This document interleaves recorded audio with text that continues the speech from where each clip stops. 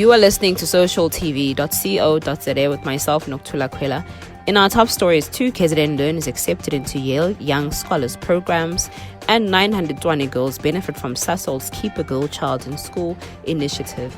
In our top story, 2 grade 11 learners from Sanans have been accepted from thousands of applications around the world into 2 Yale Young Scholars programs. Sisanda Bing will be taking part in the Yale Young African Scholars Academic Enrichment Program designed for outstanding high school students worldwide who want to make a meaningful impact as young leaders.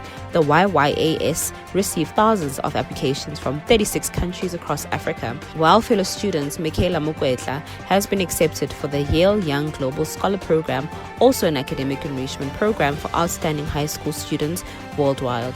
Each summer, students from more than 150 countries participate in interdisciplinary 2-week session online or at Yale's historic campus for the course. Only 300 to 400 students are accepted per admission, and top history student Sisanda is thrilled to be one of the few. Moving on to our next story.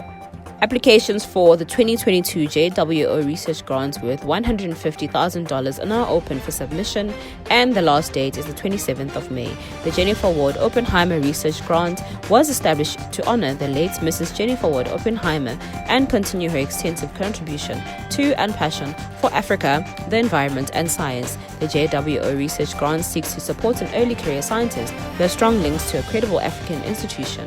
The research supported should address a real-world or African issue of current and future importance. Application forms are available on the Oppenheimer Generations Research and Conservation LinkedIn page and Facebook page as well. Thanks to a generous donation by Sasolburg and Industrial Operations, at least 900 girls, learners, will be able to stay in school for the next year.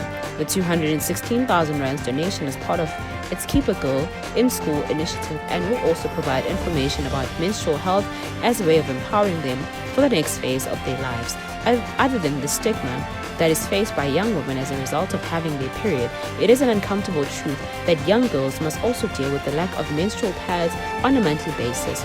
Previous studies show that an estimated 30% of South African girls do not attend school while they are on their period because they do not have sanitary products. Sasol recognizes that this has far-reaching social, economic, and mental consequences for affected girls, and the company is proud to play its part in minimizing the impact and restoring their right to dignity. According to recent studies, children in South Africa are among 7 million pupils in Africa who attend school either barefoot or without proper footwear, risking injury and infection. Over the past few years, South African winters have become colder. Sasolburg and Industrial Operations is providing the shoes to assist the learners to face the hardships of winter and restore their self-esteem. In our final story, Ford South Africa has turned on 30,226 solar panels at a Silverton assembly plant in Pretoria, which means 35% of the factory's electricity comes directly from the sun.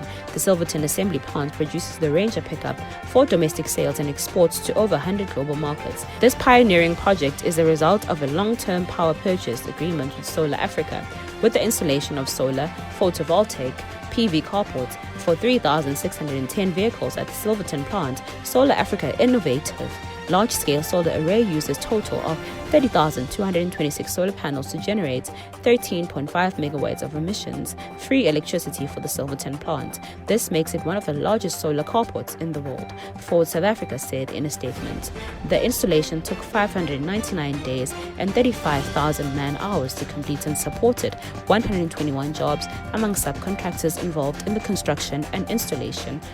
Approximately 59 tons of steel and 315 tons of aluminium were used for the locally manufactured solar carports.